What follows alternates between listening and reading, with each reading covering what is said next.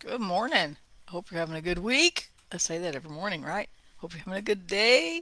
Hope you're having a good month, year, life, whatever else you want to do, right? I got buttons in weird places this morning. Anyway, I hope you're having a good morning. Mine has been interesting so far. I'll just leave it at that. Okay, we'll just leave it at that. It's been interesting. I put up a link in the chat there in the description there to the Garden Connection, a little short Bible study that connects Adam, the garden, to Christ, to us, and what it all means to us and why it's all important. A little short Bible study guide. So I put that there in the description if you want to grab that little short Bible study. I'm working on a couple of new ones. I am excited to be working on some. I'm also trying to finish up the Peace Out devotional, but I decided to make it 40 days instead of 30 days because 40 is kind of a it's kind of a completion type thing. So I'm stuck working on another 10 days of it. But that's okay. I am working on it and we're going to get it done, right? So lots of stuff on my mind this morning. I just woke up with just not just woke up. I've been up a while. But I did actually sleep good last night. I woke up a little bit later for me, but I just was praying and meditating and just had a really nice time with God this morning, and I hope you did too. When we meditate, it's not the Eastern thinking of meditation, and I don't even know what that's for.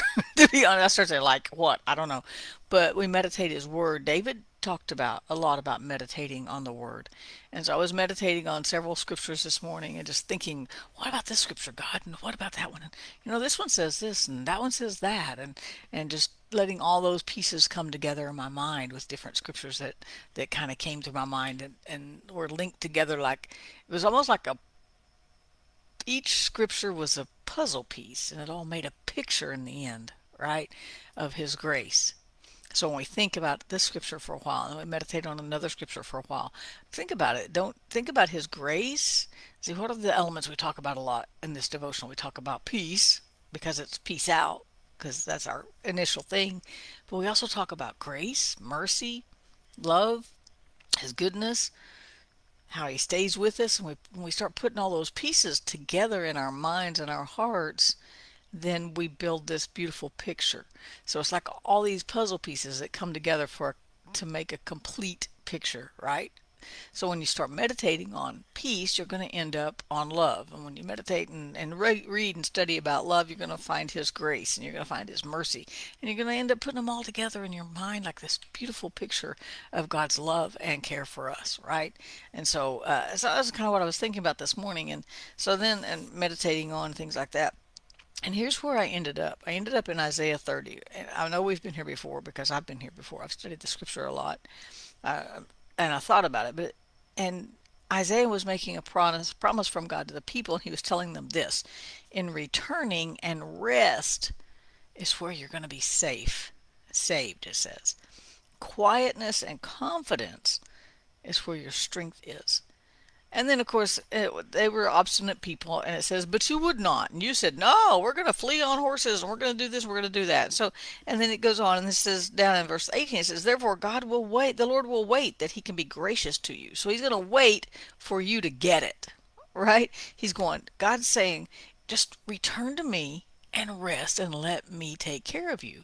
And the children of Israel were saying, "No, we'll do it ourselves. Let us fight this battle." And God's going, "Okay, well then I'll just wait till you come back around and need peace again," right? And don't we do that cycle sometimes, and maybe every so often, or maybe every day even, right? Where we're like, "Okay, God, I got this. Thank you for your peace. I've got this figured out. Okay, I'm good." And then we try to handle it on our own, and the first thing you know, we're frustrated. We're in this middle of the middle of a big mess, and we're like, "Oh my gosh, now what am I going to do? God, please help me. I need your peace. I let it all leak out," right? And if we're not careful, see, His peace doesn't go anywhere, right?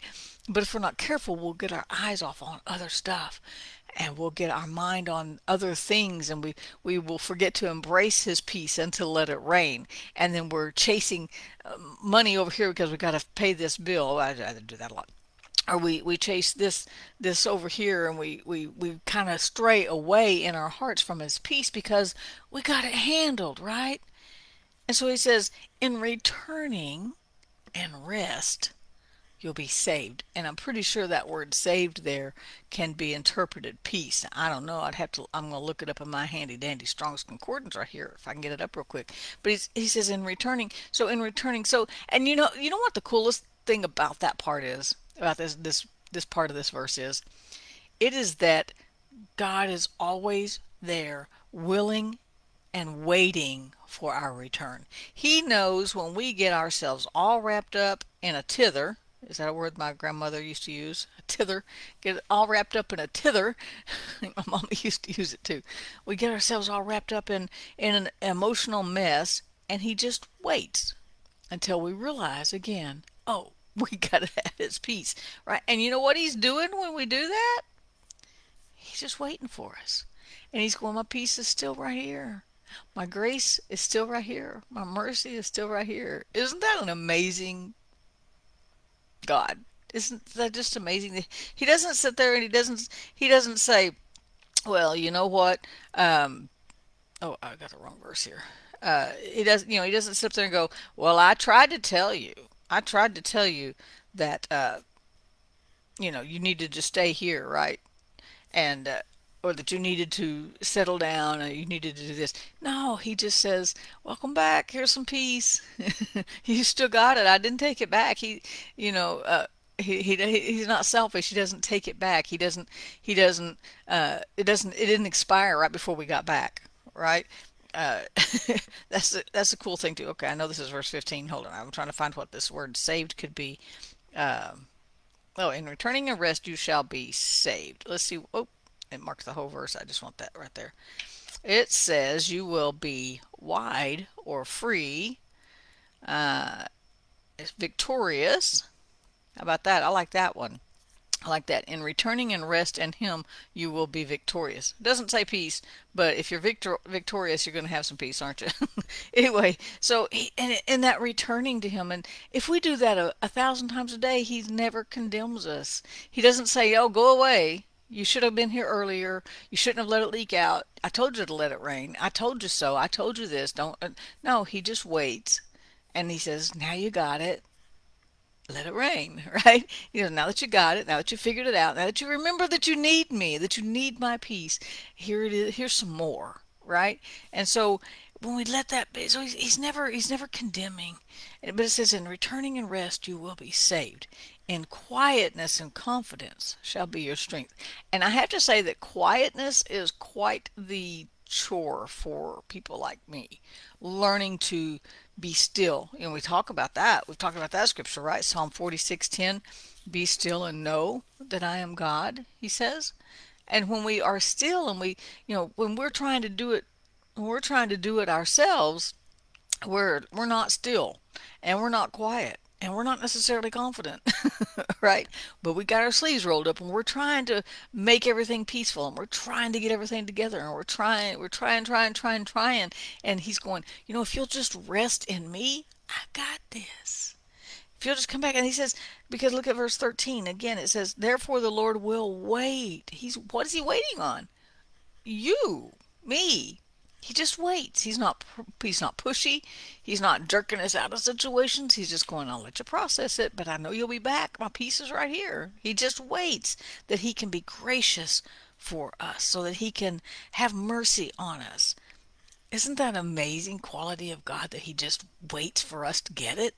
He doesn't push it on us. He doesn't, he could just shake us real good and shake everything loose and then just put peace there and go, okay, you got it now. But he doesn't. He lets us go off. He gives us enough rope to hang ourselves, so to speak. We get it all tangled up and we get over here going, oh, now what did I do? And then we come back and he just waits for that moment. When we come back and he goes, my peace is still here. My grace is still here. My mercy is still here. And it's still yours. He didn't take it back. He doesn't say, foolish, foolish child. No, he loves it when we figure it out that we need him. And he doesn't force it on us. He doesn't manipulate circumstances so that we figure it out faster. He just says, I love you and I'll be here when you're ready. I love you and I'll be here. My peace is right here when you need it. I love you and my mercy is here to cover you when you realize you need it. I love you and my grace is sufficient for you. You just need to realize you need it, right? He's so patient and he's so right there. So what is rest? That's what I titled this. What is rest? I think it's coming to the point of going, I can't manufacture peace. I can't manufacture grace. I can't manufacture mercy, but I can run to Him and I can say, I need your grace. I need your peace. I need your mercy. I need you. And in that moment, there's this peace that just kind of overtakes you when you realize you need Him for all of those things. You can't do it on your own. And you wait for Him to do that for you. To give you that peace, to wrap you up in His mercy, to encourage you with His grace and carry you with His grace.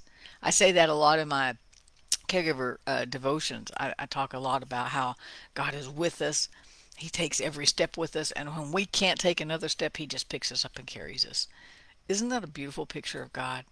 That's waiting on. Sometimes waiting on Him means just sitting in His lap.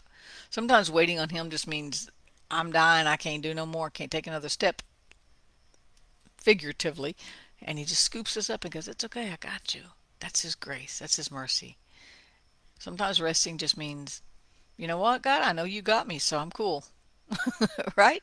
It's not something big and fancy, some big philosophical idea that we've got to chase forever. Although I will say sometimes it's hard to achieve because we want to do it ourselves.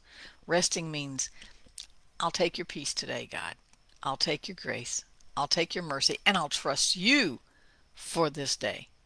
I'll trust that you have me for this day. And then you just stay close to Him and let him guide you through the day. Let that peace keep you on that path and keep you wrapped up in His mercy and His grace, right? Hope I said something that made some sense. You guys, peace out. He's got you. Have a great day. I'll see you tomorrow.